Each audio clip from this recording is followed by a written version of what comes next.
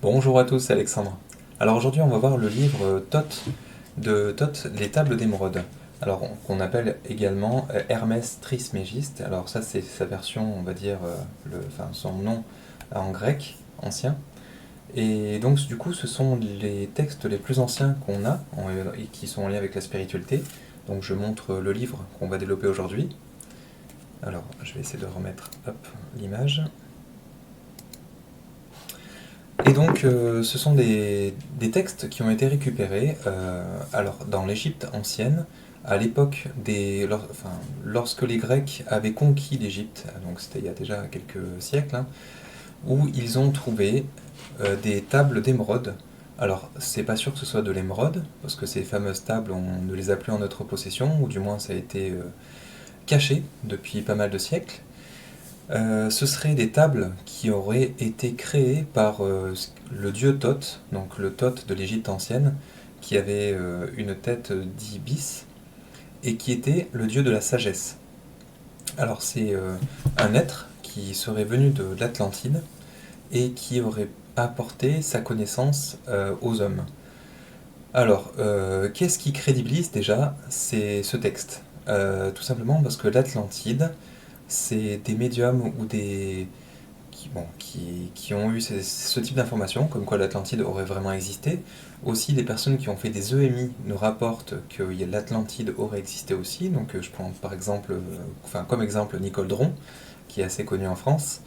Sinon, il y avait Edgar Cayce, ou Edgar Cayce, suivant si on le lit en anglais, qui était un médium du début du XXe siècle, fin du XIXe, et qui était très connu parce que lorsqu'il était en état d'hypnose, et il savait être en auto-hypnose, eh bien, il sortait tout un tas d'informations qui étaient souvent contraires à ses propres connaissances et à ses propres croyances, et qui tapait tout le temps juste en fait, c'est-à-dire qu'à chaque fois qu'il y avait quelqu'un qui s'était fait mal, etc., donc il avait les informations dans le subtil qui captait et qui donnait, et à chaque fois que les gens essayaient de recouper ces informations, eh bien il se rendait compte que Edgar Cayce avait dit juste lorsqu'il était en état de transe. Il a pu aussi deviner des choses qui se passaient dans le futur, notamment au niveau des jeux. Alors c'était pas forcément lui qui posait les questions, c'était des personnes qui voulaient profiter de lui, mais c'était juste en fait pour vous indiquer que c'était un très très très bon médium, c'était sûrement le meilleur médium du début du XXe siècle, et qui du coup nous a légué certaines informations en lien avec l'Atlantide. Il nous a bien confirmé, en tout cas lorsqu'il était en état de transe, que cette période-là a bien existé. Donc c'est ce qui crédibilise, on va dire, ces textes. Donc après, les tables d'émeraude, donc c'est pas forcément de l'émeraude, tout simplement parce qu'en fait, Thoth avait tout un tas de connaissances qui lui permettaient en fait de faire appel à des sortes de magie pour élever potentiellement des blocs de pierre, donc notamment pour construire certaines pyramides, mais ça pouvait être aussi eh bien, pour créer des choses comme des tablettes, alors qui avaient une ressemblance avec l'émeraude, c'est-à-dire dans des choses qui sont un matériel un peu vert et qui reflètent la lumière un petit peu comme une pierre précieuse. Donc ça, c'est, on va dire, dans ce qui nous a été retranscrit au fil du temps, mais les fameuses connaissances qui étaient gravées sur ces tablettes, eh bien, elles ont été récupérées et elles ont perduré au fil des siècles pour nous arriver encore aujourd'hui. Donc heureusement, aujourd'hui, ben, justement, ces fameux textes ont été dupliqués et donc ben, on a la possibilité de retrouver ces fameux enseignements que Thoth nous avait donnés à l'époque. Alors, Thoth, déjà, pour vous expliquer qui c'est, donc effectivement, c'était bien un Atlante qui a vécu à l'époque donc de l'Atlantide, mais pas que. C'est-à-dire que dans sa vie, lorsqu'il était Atlante, il a dû quitter les îles de l'Atlantide pour venir jusque en territoire donc d'Égypte. Pourquoi? Donc c'est là où on va aller un peu plus loin dans le détail. Mais il a vécu toute une série d'incarnations et aujourd'hui, eh bien, il nous transmet justement cette sagesse qui a pu perdurer au travers des siècles. Donc il était considéré effectivement comme le dieu de la sagesse par l'Égypte antique, tout simplement parce qu'il avait énormément de connaissances qu'il transmettait et qu'il enseignait justement eh ben, au peuple égyptien de l'époque. Donc c'est aussi pour ça que de ce qu'on en sait au travers des médiums, c'est que c'était un peuple qui était assez porté sur tout ce qui était la médiumnité, et puis des êtres un peu surnaturels, hein, on voit bien sur les pyramides où on voit des êtres qui avaient une tête un peu animale, parce que il représentait à chaque fois eh bien, un animal avait certaines particularités à l'époque, comme par exemple l'ibis, c'était ce qui représentait la sagesse, et donc du coup, eh bien, c'est pour ça qu'on l'a représenté comme ça.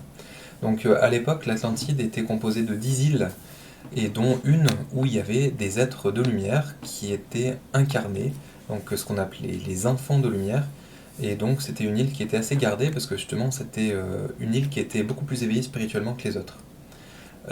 Et donc il y avait notamment un être qui s'appelait Thotmé, qui était le père de Thoth et qui était le gardien justement de ce temple où il y avait l'île avec justement ces êtres de lumière. Donc Thotmé a transmis énormément de connaissances à Thoth, et donc à force de faire un travail interne sur lui, il a pu s'ouvrir les voies de l'Amanti. Ce qu'on appelle l'Amanti, c'est le royaume des morts, ou en tout cas on peut appeler ça aussi un autre plan. C'est comme lorsque ceux qui font des sorties de corps, ils vont aller sur un autre plan. Donc il y a l'éthérique, l'astral, etc. Donc après, c'est certainement voilà, potentiellement l'astral ou encore un peu plus haut. Donc, Thoth, il a pu rentrer justement dans ce temple à un moment donné, justement pour recevoir les enseignements de son père et pour prendre justement sa succession. Donc c'était une époque où justement, dans les îles, il y a les autres îles justement qui étaient loin de cette spiritualité très très poussée. Il y avait une sorte de corruption où il y avait des êtres qui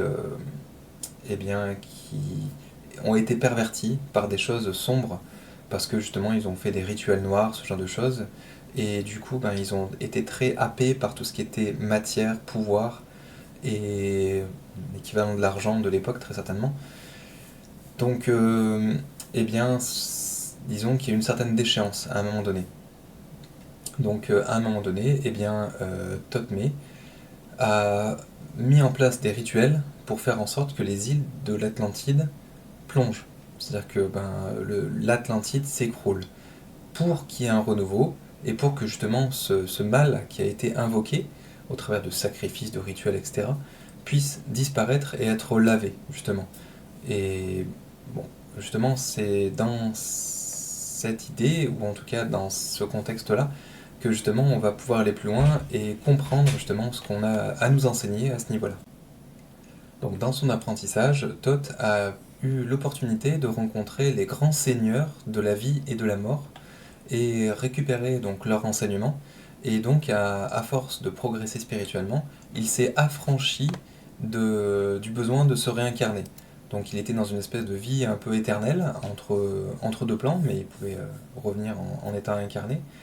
Et il a appris à remonter sur les plans et à redescendre, et à monter sur des plans où l'espace-temps n'existe plus, où il fusionne. Donc il a pu traverser les âges et a étudié de grands mystères que les hommes ont au niveau de leur cœur, enfin au niveau de leurs émotions, de leur cœur, etc.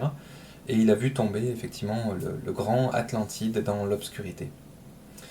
Donc pour lutter face à cette obscurité, le temple donc de sagesse, où il y avait les êtres de lumière, il pria jusqu'à ce que les îles furent submergées.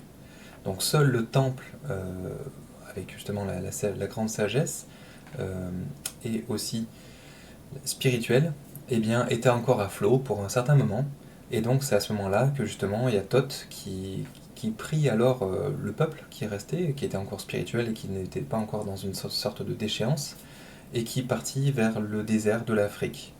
Donc à un moment donné, les Atlantes, ils s'arrivèrent là-bas et ils se mélangèrent aux populations, et ils ont pu dispenser leur savoir et la lumière et parce qu'ils ont réussi à être aussi hypnotisés par la magie des Atlantes. C'est ce qui a fait un petit peu le lien, parce que sinon à la base ils étaient chassés par les peuples d'Afrique. Mais quand Thoth a mis le holà sur justement le fait qu'ils se faisaient chasser et qu'ils allaient sûrement les tuer, avec sa magie, du coup, ils les ont pris un peu comme des dieux.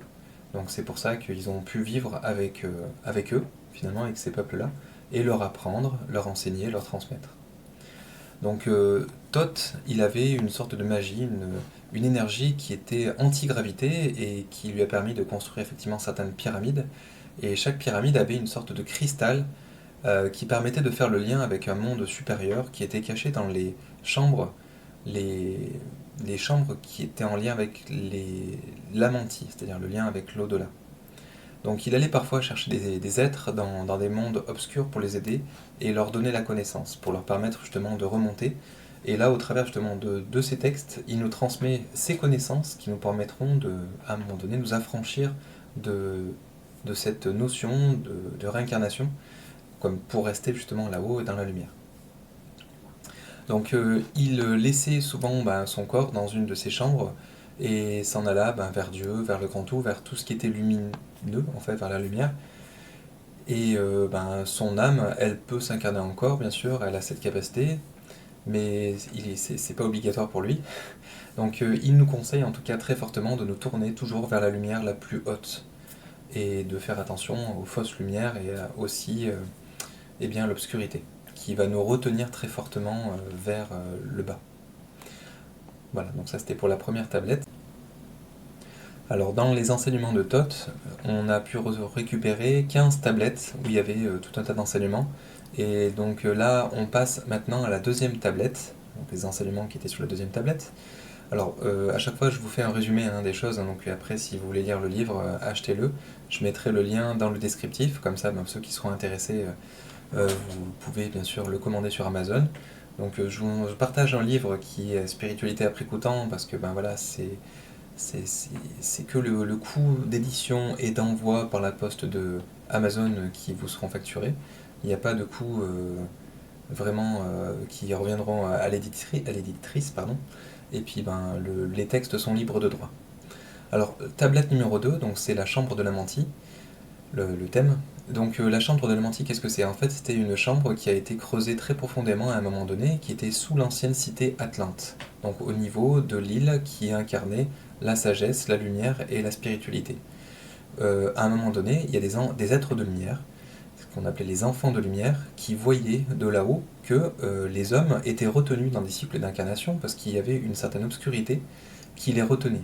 Donc à un moment donné, ils ont décidé de s'incarner pour nous aider justement à nous extraire de cette obscurité, pour justement pouvoir s'affranchir à un moment donné des cycles d'incarnation.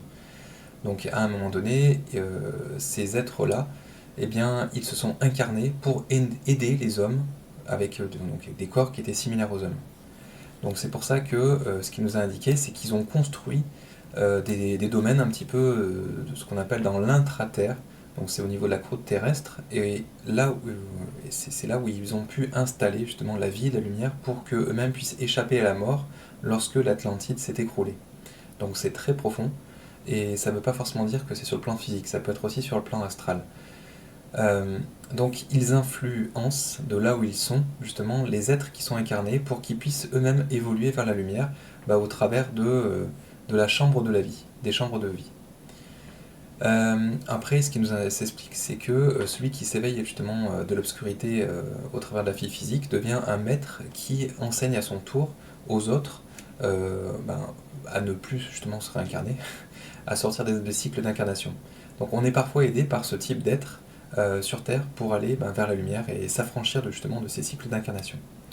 Donc à un moment donné aussi, Thoth, il a pu rencontrer justement avec ses voyages justement dans d'autres plans, les 7 seigneurs qui veillent au cycle justement de la vie et de la mort et qui sont présents dans l'au-delà et qui sont en dehors de l'espace-temps.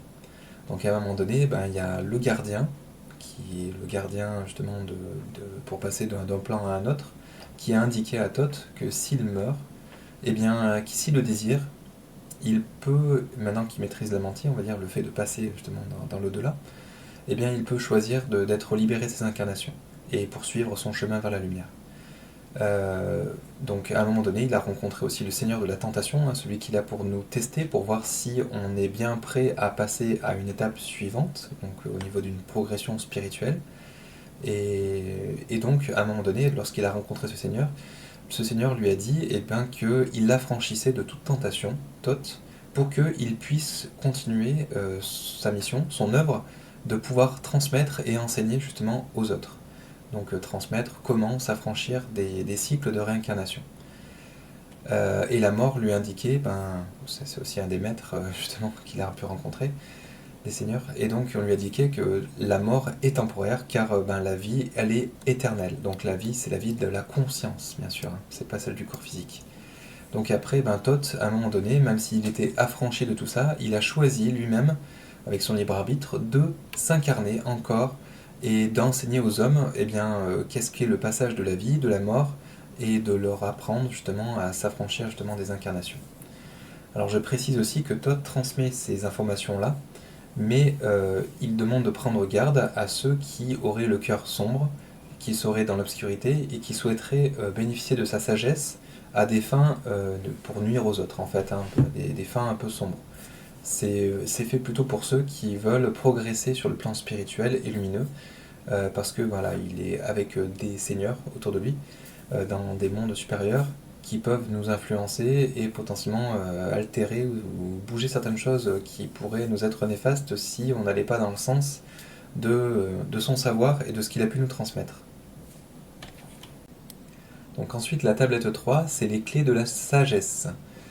Alors, on nous explique que la sagesse est pouvoir et que le pouvoir est sagesse.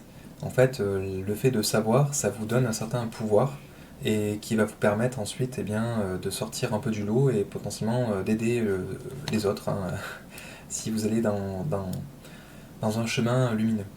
Donc alors, pour ceci, on nous explique bien que la sagesse est de partout, donc c'est pour ça qu'il faut savoir échanger avec tous. Alors ça peut être sur le plan énergétique, mais ça peut être aussi par la communication. On nous explique aussi de ne pas rester silencieux lorsque le mal est prononcé. Si vous entendez quelqu'un qui dit du mal de quelqu'un ou autre, il ne faut pas rester silencieux, il faut savoir s'exprimer, alors bien sûr avec un maximum de bienveillance, mais pour faire comprendre à l'autre qu'il est dans l'erreur. Donc après, on nous explique que la peur est un obstacle. C'est pour ça qu'il faut savoir se sortir et casser et briser ces chaînes qui nous retiennent côté humanité, hein, de l'obscurité. Alors on nous explique aussi qu'il faut savoir écouter son cœur, c'est très important, donc c'est le siège de l'intuition. Donc si notre cœur nous demande d'essayer ou de faire quelque chose, il faut savoir l'écouter, même si c'est une expérience qui nous paraît un peu folle, parce que notre mental nous dit qu'il ne faut surtout pas faire ça, ça va être une bêtise. Si notre cœur nous pousse à le faire, c'est pas pour rien. Donc après, à vous de le faire le plus intelligemment possible, hein, mais vivez vos expériences si vous êtes appelé à les faire. Donc il faut savoir écouter son cœur et le laisser s'exprimer. Le début de l'amour, il nous explique aussi que c'est l'amour de soi. Donc il faut toujours commencer par s'aimer soi-même pour être capable d'aider les autres. Comme il faut savoir s'aider soi-même pour pouvoir aider les autres. Donc il faut toujours commencer par prendre soin de soi pour justement être capable de prendre soin des autres. On nous explique aussi qu'il faut savoir grandir au niveau de la connaissance et de la gentillesse, mais non pas pour s'exalter, c'est vraiment pour justement être et non pas paraître. Il nous explique aussi qu'on connaît quelqu'un en connaissant le cœur de l'autre. Donc sachez apprendre à avoir la résonance du cœur de l'autre pour apprendre à savoir qui il est. Donc pour ceci, il faut l'observer, passer du temps ensemble et ne pas focaliser forcément sur ses opinions. Il faut le laisser s'exprimer son cœur et parfois sans parler. Donc il faut l'écouter parler et voir vraiment ce qui est en lui pour savoir qui il est. Ensuite, on nous explique que pour rejoindre la lumière, il faut savoir se défaire de l'obscurité. Donc souvent, il y a des choses qui nous retiennent vers le bas, qui nous plombent. Ça peut être dans la vie de tous les jours. Hein. Là, je reviens un petit peu plus, je sors un peu des explications de Thoth, hein, mais pour faire un parallèle avec notre société moderne, il y a beaucoup de choses qui nous ramènent vers le bas. Ça peut être l'alimentation, l'eau qu'on boit, ça peut être nos modes de vie, le métro, boulot, dodo, ça peut être aussi les médias, etc. Enfin, il y a beaucoup de choses qui nous ramènent vers le bas, qu'on peut considérer comme de l'obscurité. Hein. Ça dépend bien sûr le point de vue que vous avez, hein, de la chose. Mais essayez de rester dans la lumière des choses qui vous appellent et des choses qui résonnent avec votre cœur. Ensuite, on nous explique que les choses sont perçues différemment selon la personne qui regarde et selon le moment. En fait, on va pouvoir, c'est un exemple, hein, mais si on regarde une émission, à un moment donné, ça ne va pas correspondre du tout à nos énergies, donc on va le rejeter en bloc, alors que le lendemain, ça passera très bien, parce que justement, on sera vraiment dans ces énergies, on aura envie d'écouter ce genre de choses.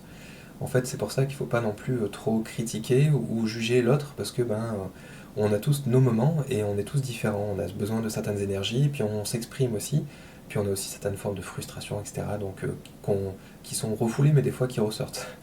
Donc c'est pour ça que bon, on ne connaît pas tout de la personne en face, à moins de vraiment connaître son cœur, ni de son expérience, de ce qu'elle a pu emmagasiner. Donc c'est pour ça que c'est important de ne pas juger et condamner l'autre.